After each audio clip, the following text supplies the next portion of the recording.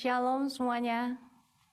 Shalom teman-teman semuanya. Waduh, sungguh luar biasa ya. Diam di hadirat Tuhan itu satu hari lebih baik daripada 1000 hari di tempat lain. Thank you Jeren, thank you tim musik. Shalom semuanya. Pada malam hari ini saya mau bagiin tentang satu topik pride and humility, tinggi hati dan kerendahan hati. So, sebelum kita mulai, kita sama-sama masuk dalam doa.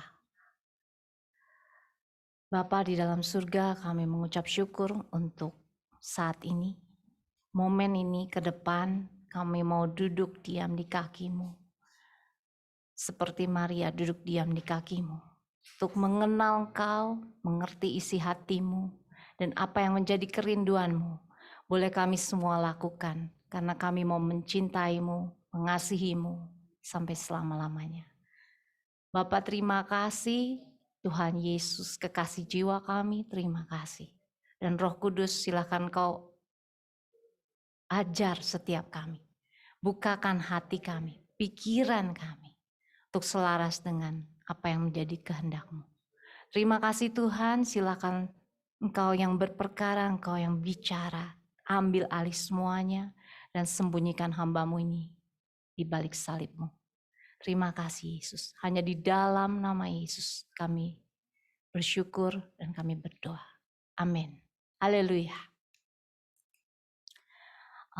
Kita mau belajar tentang pride dan humility ya. Akhir-akhir ini gak terasa kita udah bulan ke-7 tahun ini ya. Teman-teman dari bulan pertama sampai bulan ke-6 selama 6 bulan ini kita banyak membahas tentang hati. Pastor Andi Setiawan waktu itu ceritain tentang gimana kalau kita masih sensi, kita harus cek hati kita. Terus Koyosia pernah bagiin tentang idolatry. Jangan-jangan hati kita masih terikat sama idol-idol yang lain. Idol-idol yang mengikat kita bukan Tuhan, tapi ada idol-idol lainnya. Kemudian kita juga pernah dibahas tentang kerendahan hati sama Stephen pernah cerita, apakah dengan pakai BMW atau pakai mungkin mobil tua, apakah itu yang namanya kerendahan hati? Nah, yang belum nonton, yang belum sempat dengar teman-teman khotbah-khotbah itu bisa dilihat di YouTube kita ya. Nah, kemudian Pak Edwin kemarin, Kok Edwin ceritain tentang ternyata hati kita itu ada yang jalanan, digambarin di firman Tuhan ya, ada yang masih berbatu, ada yang semak belukar, atau sudah menjadi tanah yang subur. Dan saya berdoa semua di tempat ini kita sama-sama belajar di sini, kita sama-sama dengerin firman untuk satu hari kita betul-betul menjadi tanah yang subur bagi setiap firman.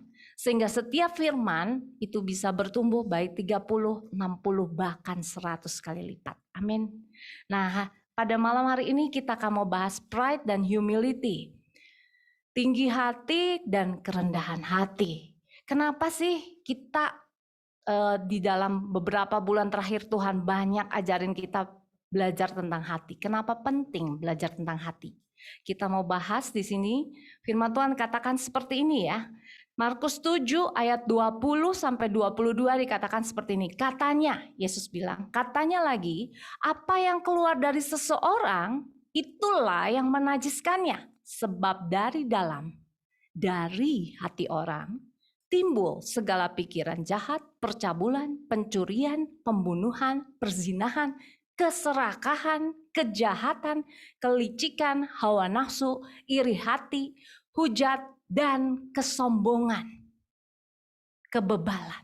Wow, ternyata firman Allah katakan, Yesus mengatakan dari dalam hati loh, timbul segala dosa, segala pikiran jahat, segala hal yang jahat. Sampai dunia ini perlu Yesus turun untuk menyelamatkan kita semua. Ternyata dari dalam hati. Yang kedua, kenapa kita banyak belajar tentang hati? Karena ternyata Yeremia 17 ayat 9 mengatakan seperti ini. Betapa liciknya hati, lebih licik daripada segala sesuatu. Hatinya sudah membatu, siapakah yang dapat mengetahuinya? Wow. Ternyata hati itu licik dikatakan. Licik itu apa? Gak bisa dipercaya. Curang. Penuh dengan tipu daya. Wow, firman Tuhan katakan bahwa hati itu bisa licik ya. Dan yang terakhir dikatakan dalam Amsal makanya, jagalah hatimu dengan segala kewaspadaan karena dari hati timbul segala hal yang jahat. Hati itu licik, tidak bisa dipercaya, penuh dengan tipu daya. Maka Amsal mengatakan, jagalah hatimu dengan segala kewaspadaan karena dari situlah terpancar kehidupan. Nah, kenapa hari ini kita belajar tentang tinggi hati dan rendah hati? Karena kita akan menentukan kehidupan seperti apa yang kita peroleh atau kita mau dapatkan, yang mau kita pancarkan. Karena segala sesuatu ternyata akarnya ada di dalam hati kita, teman-teman. Nah, kita bahas dulu ya. Tinggi hati menurut firman Tuhan ini akibatnya apa? Ya, tinggi hati itu teman-teman kurang lebih tahu ya, menyombongkan diri dan seterusnya, merasa diri mampu, merasa diri bisa, merasa sudah paling benar dan seterusnya. Nah, tapi tinggi hati ini kita mau pelajari menurut firman Tuhan apa sih akibat dari tinggi hati. Yang pertama, Amsal 16 ayat 18 mengatakan, kecongkakan mendahului kehancuran dan tinggi hati mendahului kejatuhan. Jadi ternyata tinggi hati yang pertama adalah sangat berbahaya, membawa kita ke dalam apa? Kejatuhan, teman-teman.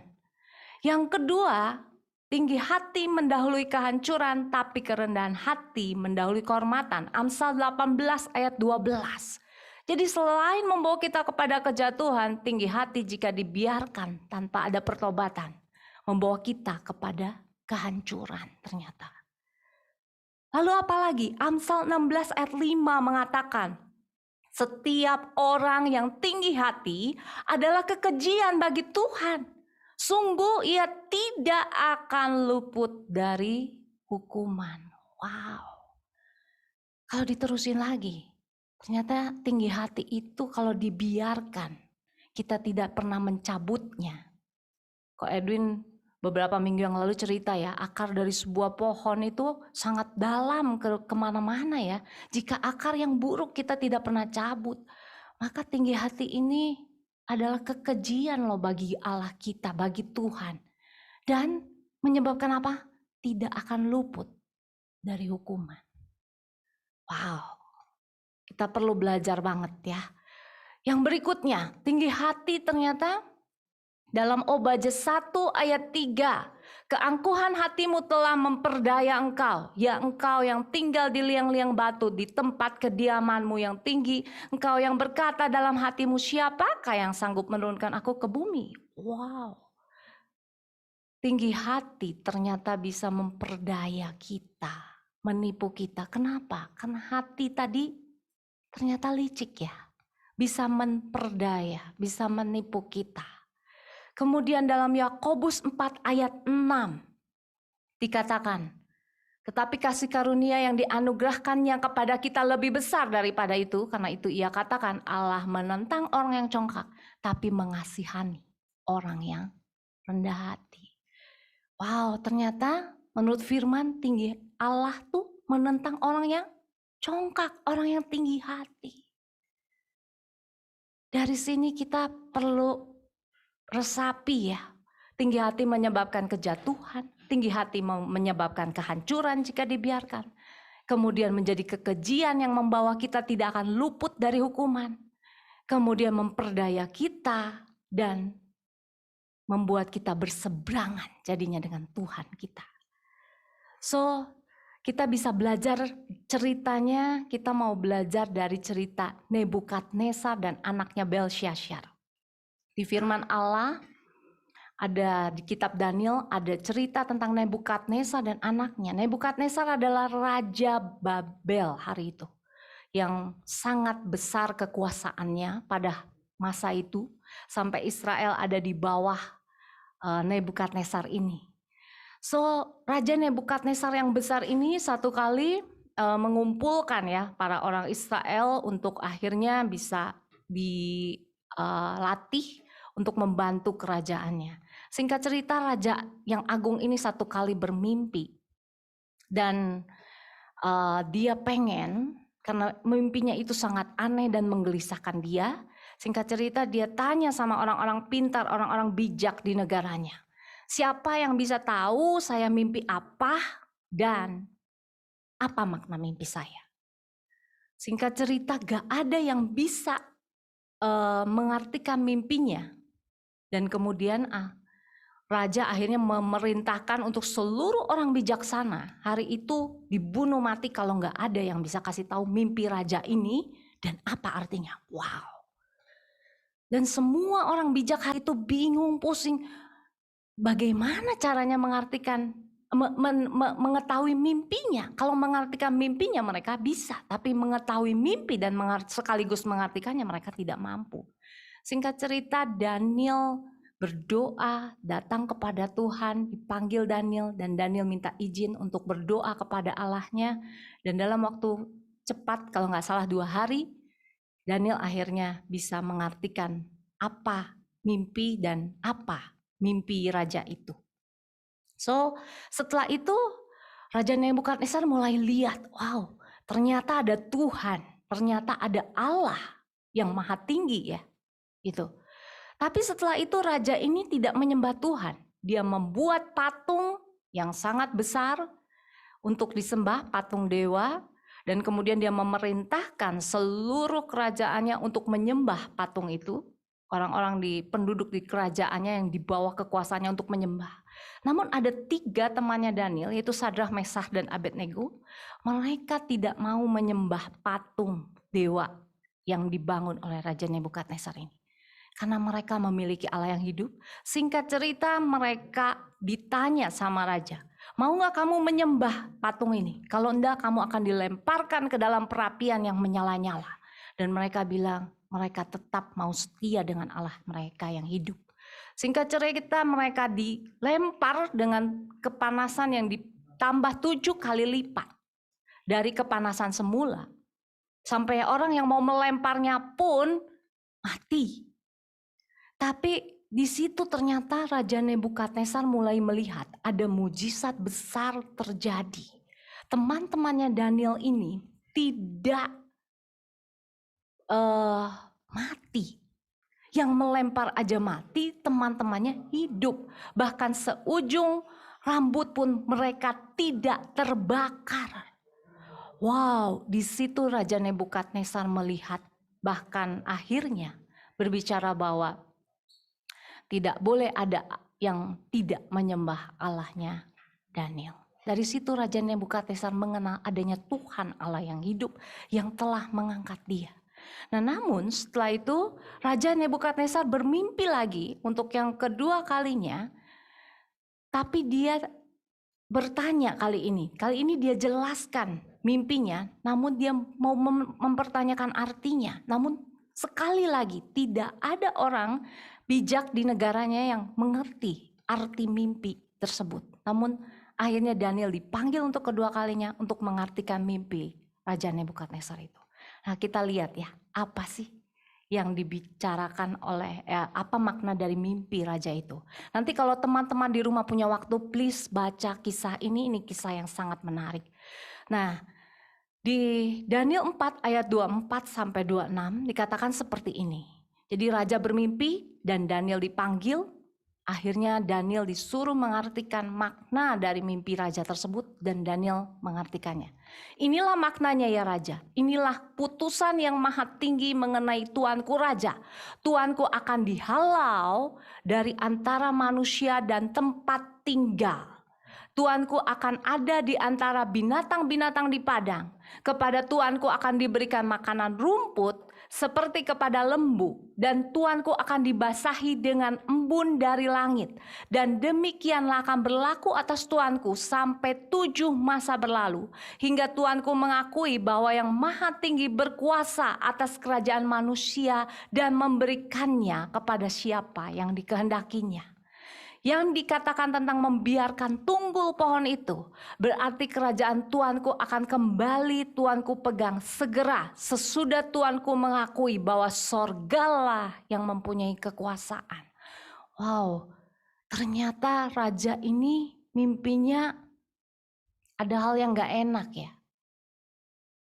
Ada hal di mana Tuhan memperingati Raja Nebukadnezar bahwa Nebukadnezar akan jatuh. Ayat berikutnya kita baca Daniel 4 ayat 27 sampai 30. Jadi ya raja, biarlah nasihatku berkenan pada hati tuanku.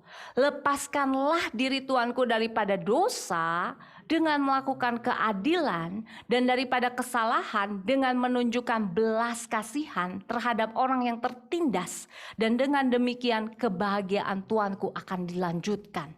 Ayat 28, semuanya itu terjadi atas Raja Nebukadnezar. Ayat 29, sebab setelah lewat 12 bulan, ketika ia sedang berjalan-jalan di atas istana Raja Babel, berkatalah raja, bukankah itu Babel yang besar? Yang besar itu, yang dengan kekuatan kuasaku dan untuk kemuliaan kebesaranku telah kubangun menjadi kota kerajaan. Wow. Ayat 31 dikatakan ketika Raja Nebukadnezar berkata seperti itu, raja belum habis bicara ketika suatu suara terdengar dari langit. Kepadamu dinyatakan ya Raja Nebukadnezar bahwa kerajaan telah beralih daripadamu. Engkau akan dihalau di antara manusia dan tempat tinggalmu akan ada di antara binatang-binatang di padang. Kepadamu akan diberikan makanan rumput seperti kepada lembu, dan dengan demikian akan berlaku atasmu sampai 7 masa berlalu hingga engkau mengakui bahwa yang Maha Tinggi berkuasa atas kerajaan manusia dan memberikannya kepada siapa yang dikehendakinya. Jadi sekarang ayat 37, Nebukadnezar memuji, meninggikan dan memuliakan Raja Sorga yang segala perbuatannya adalah benar dan jalan-jalannya adalah adil dan yang sanggup merendahkan mereka yang berlaku congkak. Wow, ternyata Raja Nebukadnezar setelah diperingati sama Daniel, kita memiliki dosa yang namanya kesombongan ini ya, tinggi hati ini, atau ego atau pride. Dan ternyata ketika dikasih peringatan sama Daniel, tidak membawa dia ke dalam pertobatan. Sehingga Raja Nebukadnezar tetap harus jatuh. Tadi ya, akibat tinggi hati yang pertama adalah kejatuhan. Tapi puji Tuhan, akhirnya setelah 7 masa, Nebukadnezar bisa berkata bahwa dia memuji, meninggikan, memuliakan Raja Sorga yang segala perbuatannya adalah benar dan jalan-jalannya adil dan yang sanggup merendahkan mereka yang berlaku congkak. Wow. Teman-teman bisa lihat dari sini ya, apa yang tadi di atas firman Tuhan katakan. Ternyata tinggi hati pertama kali akan membawa kita ke dalam kejatuhan. Karena itu di poin ini kita harus sadari, yuk kita mau belajar rendah hati, kita mau buang semua tinggi hati. Kenapa? Karena itu membawa kita ke dalam kejatuhan. Yang kedua, kalau itu dibiarkan ternyata membawa kita ke dalam apa? Kehancuran. Nah ini anaknya. Anaknya Raja Nebukadnezar adalah Belshazzar. Bayangin ya, bapaknya punya kekuasaan yang luar biasa sampai yang tadinya tinggal di istana mewah, semua ada yang melayani, kemudian dia harus jatuh dan dijatuhkan sampai akhirnya dia tinggal sama seperti binatang. Dan bahkan tadi dikatakan makanannya adalah rumput. Namun anaknya ini waktu naik tahta ternyata tidak belajar dari situ. Ini yang terjadi. Satu kali anaknya ini mengadakan pesta. Dan waktu mereka sedang pesta, tiba-tiba ada tulisan di dinding berkata mene mene tekel ufarsin.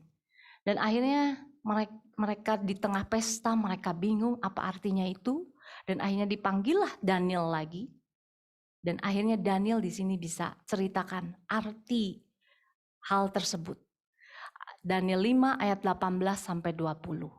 Ya Tuanku Raja yang maha tinggi telah memberikan kekuasaan sebagai Raja, kebesaran, kemuliaan, keluhuran kepada Nebukadnezar ayah Tuanku. Dan oleh karena kebesaran yang telah diberikannya kepadanya itu, maka takut dan gentarlah terhadap dia orang-orang dari segala bangsa, suku, bangsa, dan bahasa. Dibunuhnyalah siapa yang dikehendakinya. Wow, dan dibiarkannya hidup siapa yang dikehendakinya. Ditinggikannya siapa yang dikehendakinya, dan direndahkannya siapa yang dikehendakinya. Wow, saking full of power, Raja Nebukadnezar udah kayak Tuhan ya. Bisa bunuh orang sesuai yang dikehendakinya. Tapi tahu nggak teman-teman, kadang kita kalau ketemu orang yang ngeselin kita gitu ya, nyakitin kita, toto kita kepingin balas. Wow, itu apa bedanya sama Nebukadnezar? Kesel nih, kalau bisa gue getok orang itu gitu ya. Itu sama loh. Cuma bedanya kita nggak punya kekuasaan seperti Nebukadnezar aja. Tapi hati yang tinggi hati itu ternyata hati yang sama. Mungkin pernah ada di kita ya. Nah ayat 20 dikatakan, tetapi ketika ia menjadi tinggi hati dan keras kepala sehingga berlaku terlalu angkuh, maka ia dijatuhkan dari tahta kerajaannya dan kemuliaannya diambil daripadanya. Tetapi ayat 22 dikatakan, tetapi Tuanku Belsyazar anaknya tidak merendahkan diri walaupun Tuanku mengetahui semua ini. Wow, hari ini kita yang tahu semua cerita ini. Yuk kita belajar how to become a humble person in front of God ya. Bagaimana humility, kerendahan hati itu menjadi bagian kita. Tuanku meninggikan diri terhadap yang berkuasa di sorga. Perkakas dari baitnya dibawa orang kepada Tuanku. Lalu Tuanku serta para pembesar Tuanku, para istri, para gundik Tuanku telah minum anggur dan dari perkakas itu. Tuanku telah memuji-muji dewa dari perak dan emas, tembaga, besi, kayu, dan batu yang tidak dapat melihat atau mendengar atau mengetahui. Dan tidak Tuanku muliakan Allah yang menggenggam nafas Tuanku dan menentukan segala jalan Tuanku. Pada malam itu juga terbunuhlah Belsyazar, raja orang Kasdim itu. Ternyata tinggi hati membawa kehancuran. Dan tinggi hati yang terus-menerus membawa pada hukuman yang tidak akan luput dari kita. Karena hal itu adalah kekejian di hadapan Tuhan. Yuk kita belajar. Dari sini kita bisa belajar bahwa semua yang dituliskan di firman Allah itu sangat penting untuk kita pelajari dan kita mulai dari sini kita mulai belajar. Kapan yuk kita belajar, kapan kita jatuh pada sikap tinggi hati supaya kita nggak usah jatuh ya. Dari Nebukadnezar telah diperingati oleh Daniel, sebenarnya kalau dia bertobat hari itu dia berbalik hatinya, dia gak akan jatuh. Tapi kalau dibiarin maka tinggi hati membawa kita ke dalam kejatuhan. Kalau hari ini kita juga sedang jatuh, kerennya Allah kita, kapanpun kita mau berbalik kepada dia, momen itu kita boleh berbalik dan dipulihkan. Yuk yang kita merasa mungkin kita sedang ada di bawah, mungkin karena kita ternyata memiliki tinggi hati tanpa kita sadari. So kita harus aware kapan kita jatuh pada sikap tinggi hati. Kita boleh lihat di sini ya. Kapan aja sih kita bisa jatuh dalam sikap tinggi hati ini? Yang pertama dari Ulangan 8 ayat 14 dikatakan seperti ini. Jangan engkau tinggi hati sehingga engkau melupakan Tuhan Allahmu yang membawa engkau keluar dari tanah Mesir, dari rumah perbudakan. Ketika kita melupakan Tuhan, ternyata kita bisa jatuh loh pada sikap tinggi hati. So, kita masukin Tuhan ya dalam setiap hari-hari perencanaan apapun yang sedang kita lakukan. Biarlah Tuhan yang berdaulat atas hidup kita.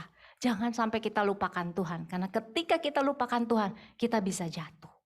Yang kedua, kapan kita jatuh pada sikap tinggi hati? Mungkin ketika kita ngalamin ini, keberhasilan. 2 Raja-Raja 14 ayat 10a, memang engkau telah mengalahkan Edom, sebab itu engkau menjadi tinggi hati. Hati-hati teman-teman semua. Ketika kita mengalami keberhasilan, justru kita harus ingat, kita harus semakin rendah hati. Karena keberhasilan itu hanya Tuhan yang anugerahkan kepada kita. Yang berikutnya, kapan kita bisa jatuh pada sikap tinggi hati? Ketika kita tidak membaca firman. Wow. Membaca firman tuh hal yang simple.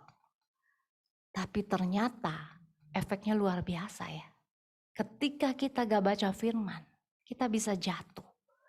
Di Ulangan 17 ayat 19 sampai 20, ini adalah hal yang diingatkan oleh Musa kepada bangsa Israel yang akan masuk ke dalam tanah Kanaan, kepada raja-raja yang akan memerintah mereka. Perintahnya adalah seperti ini. Itulah yang harus ada di sampingnya dan haruslah ia membacanya seumur hidupnya untuk belajar takut akan Allah. Takut akan Tuhan Allahnya dengan berpegang pada segala isi hukum dan ketetapan ini untuk dilakukannya, supaya jangan ia tinggi hati terhadap saudara-saudaranya, supaya jangan ia menyimpang dari perintah itu ke kanan atau ke kiri, agar lama ia memerintah, ia dan anak-anaknya di tengah-tengah orang Israel. Jadi teman-teman semua, ternyata membaca Alkitab sangat penting untuk membawa kita tidak jatuh kepada sikap tinggi hati. Yuk, di komunitas ini kita udah ada pembacaan firman setiap hari. Yuk kita baca. Kenapa? Ketika kita baca firman, itu membawa kita, menjagai kita untuk kita tidak jatuh. Yang berikutnya, kapan kita bisa jatuh pada sikap tinggi hati? Ketika kita merasa kuat. Ketika kita merasa mampu, merasa sanggup, merasa bisa, merasa lebih benar mungkin dari orang lain. Ternyata kita bisa jatuh loh. 2 Tawarik 26 ayat 16a berkata, setelah ia menjadi kuat, ia menjadi tinggi hati sehingga ia melakukan hal yang merusak. Terakhir, ada 2 lagi, Kapan kita jatuh pada sikap tinggi hati? Ketika dalam kemakmuran.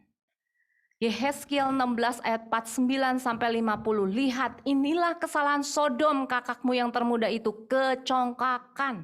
Makanan yang berlimpah-limpah dan kesenangan hidup ada padanya dan pada anak-anaknya perempuan, tetapi ia tidak menolong orang sengsara dan miskin. Mereka menjadi tinggi hati dan melakukan kekejian di hadapanku. Maka aku menjauhkan mereka sesudah aku melihat itu. Tuhan pengen kita makmur. Tuhan pengen kita menikmati hidup. Tapi ketika kita diberi yang namanya anugerahnya untuk dinikmati, adakah kita berpusat kepada diri kita sendiri semata-mata? Ego kita. Atau di situ justru kita juga melihat orang lain dan boleh membagi hal itu sama orang lain, menolong orang-orang yang lain. Ketika kita makmur, apakah hanya kita yang mau dilayani? Egosentris. Atau kita pilih untuk akhirnya God's center. Hati Allah kepada jiwa-jiwa. Ketika kita pilih Tuhan, maka kita gak akan tinggal diam ketika orang lain di dalam kesulitan. Yang terakhir, kapan kita bisa jatuh dalam sikap tinggi hati? Ketika kita berlimpah kekayaan. Allah datang supaya kita punya hidup berkelimpahan. Tapi dalam 1 Timotius 6 ayat 17 sampai 19 dikatakan seperti ini. Peringatkanlah kepada orang-orang kaya di dunia ini agar mereka jangan tinggi hati dan jangan berharap pada sesuatu yang tidak tentu seperti kekayaan. Melainkan pada Allah yang dalam kekayaannya memberikan kepada kita segala sesuatu untuk dinikmati. Jadi ketika kita berlimpah kekayaan, jangan kita bergantung pada kekayaan itu. Melainkan kepada Allah yang memberikan kepada kita segala sesuatu untuk dinikmati. Peringatkanlah agar mereka itu berbuat baik, menjadi kaya dalam kebajikan, suka memberi dan membagi. Dan dengan demikian mengumpulkan suatu harta sebagai dasar yang baik bagi dirinya di waktu yang akan datang untuk mencapai hidup yang sebenarnya. Teman-teman semua, Tuhan datang supaya kita punya hidup dan hidup yang berkelimpahan. Tuhan mau memberkati kita. Dia terlebih mau memberkati kita daripada kita mau diberkati oleh Dia. Percayalah. Namun kita harus memiliki sifat humility dulu. Supaya kita nggak jatuh. Karena kita bisa jatuh juga salah satunya ketika kita diberi kelimpahan kekayaan. So, apa yang Tuhan kemudian katakan? Kita mau belajar ya tentang orang yang rendah hati. Di sini dikatakan dalam Mazmur 25 ayat 9. Dia membimbing dan mengajarkan jalannya. Ia membimbing orang-orang yang rendah hati menurut hukum dan ia mengajarkan jalannya kepada orang yang rendah hati. Hanya kepada orang yang rendah hati Tuhan bisa ajarkan jalan-jalannya. Kenapa? Karena kita nggak merasa udah tahu. Sehingga dia dengan mudah. Yuk miliki hati yang tanah yang subur ya. Yang Ko Edwin pernah bagikan beberapa minggu yang lalu. Supaya apa? Supaya Tuhan bisa bimbing dan ajarkan jalan-jalannya. Karena kepada orang yang sudah merasa bisa, merasa mampu, merasa tahu. Orang itu tidak bisa diajarkan jalan-jalan Tuhan. Karena Tuhan hanya mengajarkan jalannya kepada orang yang rendah hati. Hal apa yang firman Tuhan katakan kemudian tentang orang yang rendah hati? Orang yang rendah hati akan mewarisi negeri dan kesejahteraan berlimpah-limpah. Amsal 22 ayat 4 mengatakan ganjaran kerendahan hati dan takut akan Tuhan adalah kekayaan, kehormatan, dan kehidupan. Kerendahan hati itu selalu membawa kita jadi takut akan Allah. Kenapa? Karena kita mau belajar jalan-jalannya Tuhan tadi. Waktu kita belajar jalan-jalannya Tuhan, maka Tuhan dengan segenap hati bisa membawa kita ke dalam apa yang Dia janjikan. Dan Dia tahu bahwa kita nggak akan jatuh. Kenapa? Karena hati kita tidak melekat kepada idol yang lain. Hati kita tidak melekat kepada ego atau kepentingan diri kita sendiri. Hati kita mulai melekatnya hanya sama Dia. Yang ketiga, apa yang firman Tuhan katakan tentang orang yang rendah hati? Orang yang rendah hati akan diselamatkan sebab Tuhan berkenan kepada umatnya. Ia memahkotai orang-orang yang rendah hati dengan keselamatan. Mazmur 149 ayat 4. Ini David. David adalah salah satu raja Israel yang sampai akhir hidupnya boleh berkenan kepada Tuhan. Kenapa? Karena dia tahu keselamatan dia bukan karena kudanya, bukan karena kekayaannya, bukan karena penasehatnya yang banyak, bukan karena apa yang dia mampu lakukan. Tapi keselamatannya dia tahu hanya dari Allahnya, dari Tuhan dia. Itu sebabnya dia bilang seperti ini, sebab Tuhan berkenan kepada umatnya, ia memahkotai orang yang rendah hati dengan keselamatan.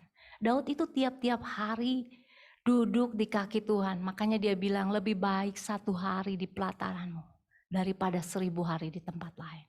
Pagi-pagi benar, Daud itu selalu bangun dan mencari firman-Nya. Dan firman-Nya itulah kekuatannya Daud. Daud tidak bergantung loh, tidak bersandar kepada kekayaannya. Which is sebagai raja, Daud sangat capable ya. Sama tadi kayak Nebukadnezar. Sebagai raja dia punya kekuasaan yang luar biasa, dia punya kekayaan yang luar biasa, dia punya kemampuan orang-orang di bawah dia yang luar biasa. But David not depend on that. David depend on God. Orang yang rendah hati akan mendapat hikmat Allah. Amsal 11 ayat 2, jika keangkuhan itu tiba-tiba juga cemooh, tapi hikmat ada pada orang yang rendah hati. Hikmat itu ada pada orang yang rendah hati, kenapa? Karena orang yang rendah hatilah yang bisa dengar jalan-jalannya Tuhan dan mau belajar. Dan yang terakhir, dikasihi oleh Allah. Tetapi kasih karunia yang dianugerahkannya kepada kita lebih besar daripada itu. Karena itu ia katakan Allah menentang orang yang congkak, tapi mengasihani orang yang rendah hati. So hari ini kita belajar ya, apa akibatnya dan bahayanya dari tinggi hati. Tadi kejatuhan, jika tidak bertobat kehancuran seperti Belsyazar. Kemudian mendatangkan hukuman yang tidak akan luput dari kita. Belsyazar mati. Kemudian penuh dengan tipu daya, memperdaya kita ya. Tinggi hati itu memperdaya kita. Membawa kita seolah-olah oke, padahal mungkin kita nggak oke sama sekali. Tinggi hati membawa kita ke dalam hal yang membuat Allah berseberangan dengan kita. Tapi kerendahan hati membawa kita akhirnya bisa dikasihi oleh Allah. Yuk kita mulai lihat. Dan kapan aja tadi? Kapan kita bisa jatuh ke dalam rendah hati? Ketika ada keberhasilan. Ketika kita merasa kuat. Ketika kita merasa mampu. Ketika kita nggak baca firman Tuhan. Yuk kita mulai aware. Ketika kita dalam kemakmuran, ketika kita dalam kekayaan yang berlimpah. Kita aware. Kita cek lagi. Apakah hati kita masih rendah hati ataukah kita sedang tinggi hati?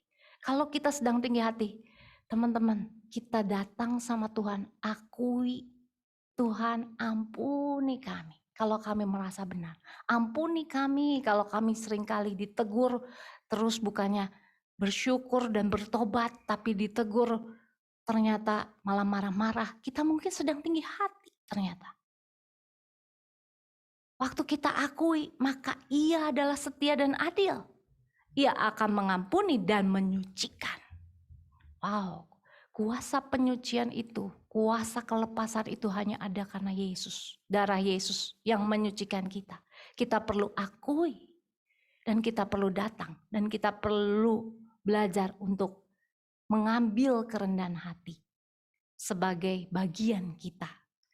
Supaya kita tidak jatuh, supaya kita tidak hancur dan kita boleh mendapat kehidupan yang Tuhan telah siapkan. So rendah hati, untuk jadi rendah hati, kita harus lakukan 4 hal ini.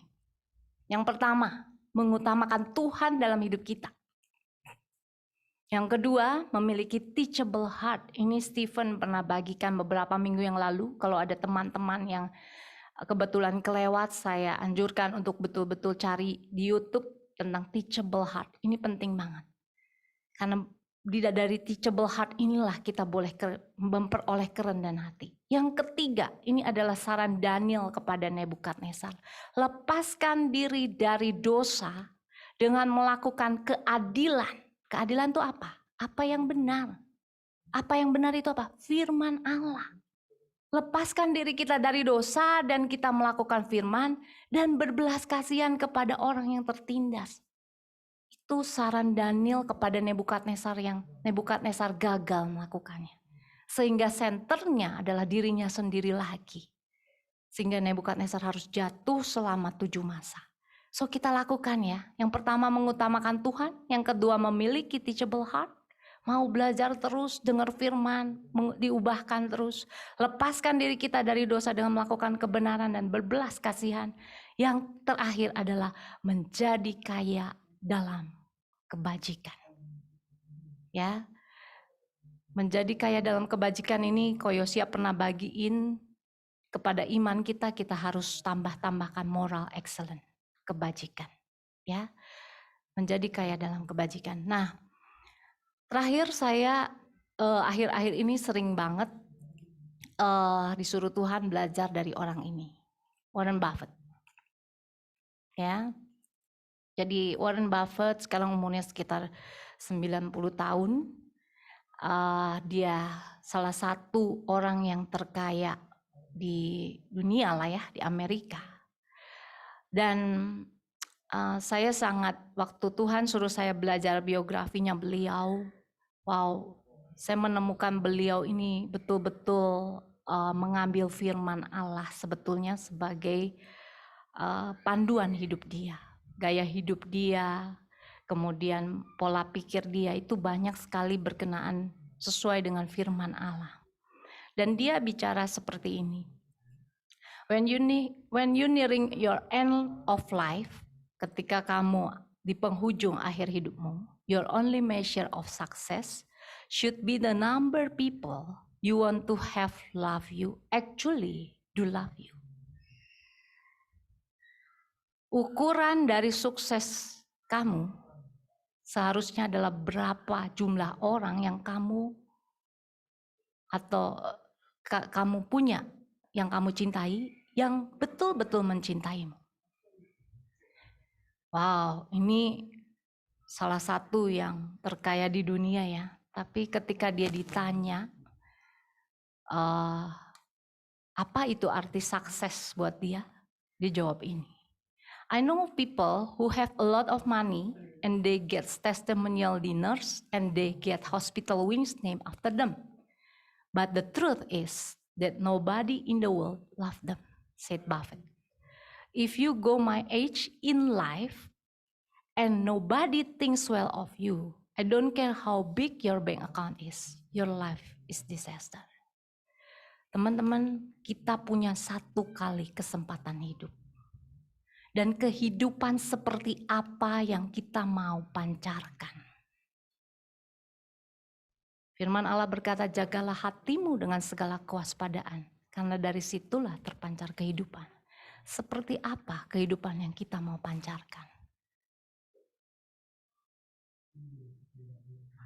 Buffett bilang begini, that's right, a self-made billionaire said that the amount you are loved, not wealth or accomplished, the ultimate measure success in life. Even seorang Warren Buffett bicara seperti ini. Ukuran suksesnya adalah berapa banyak orang yang akhirnya kamu cintai dan mencintaimu. Kasih tidak pernah gagal, tapi kasih juga tidak pernah menipu. Kalau kita nggak banyak mengasihi orang, melipat gandakan 30, 60, bahkan 100 kali lipat tuh kemuliaan Tuhan, yang artinya untuk jiwa-jiwa yang lain. Kita ternyata mungkin ditemukan tidak seperti Buffett. Tapi yuk pada malam hari ini, kita semua boleh mengambil kerendahan hati. Kita tahu betapa bahayanya tinggi hati. Apa akibatnya. Dan di titik mana aja kita bisa jatuh. So malam hari ini kita bisa aware. Kita boleh gak jatuh di situ. Kita gak kayak Nebukadnezar, apalagi Belsyazar. Tapi kita punya hati yang betul-betul boleh mengambil kerendahan hati sebagai bagian kita. Yang kita cabut tinggi hati dari kita dan kita boleh ambil kerendahan hati. Death and life in the power of tongue. Hidup dan mati dikuasai lidah. What comes out from the mouth comes from the heart. Apa yang keluar dari mulut itu keluar dari hati.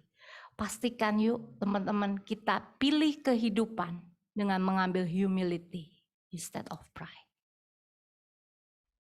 Pada malam hari ini, biarlah ini jadi bagian kita. Be a humble person yang bisa diajar, mendengar Tuhan, tahu isi hati Tuhan, dan melakukan kehendaknya. Ganjaran kerendahan hati dan takut akan Allah, kekayaan, kehormatan, kehidupan. Kita pilih kehidupan yuk, dengan cara mengambil kerendahan hati. Sebagai bagian hidup kita sehari-hari, setiap harinya. Mari kita berdoa. Bapa di dalam surga, kami bersyukur untuk malam hari ini. Kalau Engkau mengajar kami malam hari ini, supaya kami tidak usah jatuh, supaya kami tidak hancur, supaya kami boleh berkenan kepadamu, supaya kami tidak usah menerima hukuman, karena Yesus telah menggantikan kami menerima hukuman. Supaya kami yang punya ego, pride, tinggi hati hari ini, malam hari ini, kami mau letakkan semuanya di altar, kami mau buang. Kami mau ambil kerendahan hati dengan duduk diam di kakimu, belajar melakukan firman-Mu. Dan terus Tuhan tidak membawa diri kami merasa sanggup, mampu, melainkan kami bersandar bergantung kepada Engkau. Ketika kami menikmati hidup kami, maka kasih-Mu boleh mengalir secara luar biasa. Sehingga kasih-Mu memenuhi hati kami Tuhan. Dan membawa kami ke dalam kasih-Mu yang sejati. Membawa kami ke dalam kehidupan. Dan ketika kami diberkati, biarlah kami bisa berlimpah kebajikan Tuhan. Sehingga kami memberkati hidup banyak orang. Pakai setiap kami Bapa. Dan biarlah mulai hari ini kami mau jaga hati kami. Kami mau tempatkan Engkau Tuhan menjadi yang terutama bagi kami.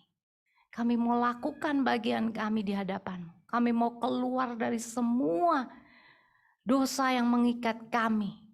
Kami mau berlari kepadamu dan mengambil hanya kerendahan hati Tuhan. Karena kami tidak sanggup berbuat apa-apa di luar Engkau.